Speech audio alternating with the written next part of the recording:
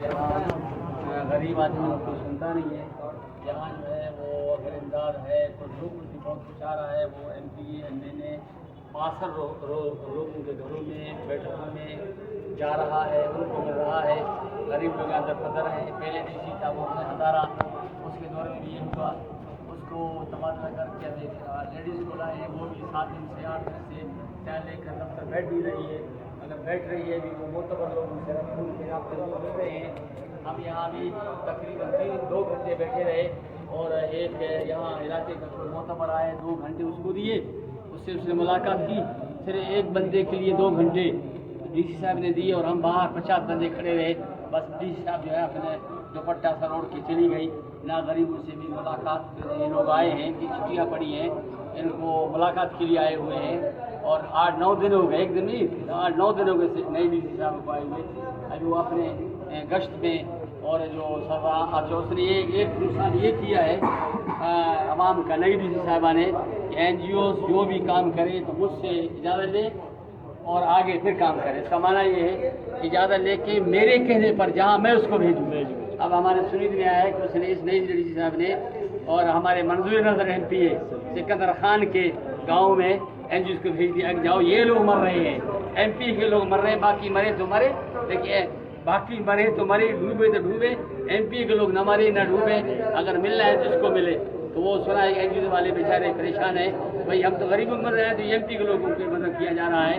इसलिए MD साहब कहते हैं ये आपका जो है ना, ये आपका कानून सही नहीं है, इजाज़त ज़रूर ले, आपके एले में हो, लेकिन NGOs को बाख्तियार हो जहाँ उसकी मर्जी काम करे, जहाँ वो फकीर को दे।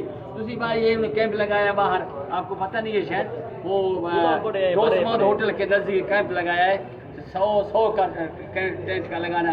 अब बताएं, आप शरीफ आदमी हैं, आपका घर का जुड़ेर में गिरा है, आप उसका कैंप में कैसे जाओगे? आप कैसे जाओगे? बेड में कैसे जाओगे? अगर वहाँ जाओगे आपका वो टीयर गार्डर चोर ले जाएंगे।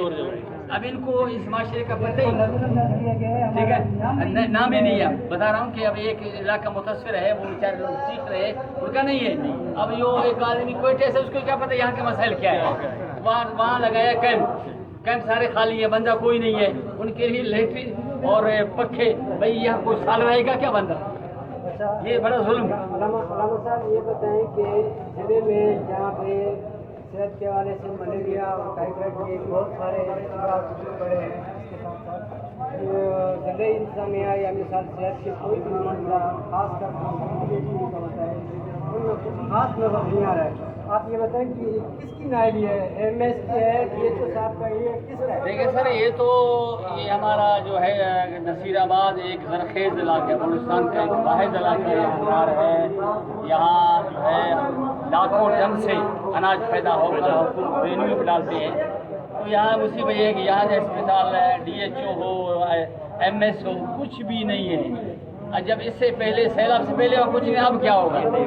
अब तो वो तरह कह रहे जी झूठे बयान। भाई हम लोग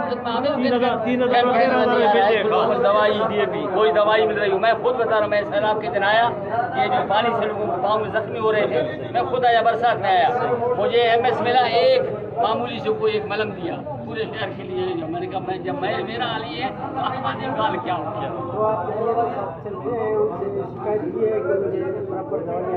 अब मिले DC साहब तो मैं शिकायत करूँ ना, मैं काफ़ी DHO साहब से बहुत दफ़ा उससे मुलाकात नहीं बनाई। MS साहब कहते हैं आप लोग मेरे खिलाफ क्यों बयान देते हैं? हम जब है क्या कहते हैं वो नाराज़ हो जाते हैं। इसलिए आप मेहरबानी करें, दरवाजे के अंदर जाके बैठे, आप धूप को छोड़े, वहाँ दरवाजे के बैठे अंदर।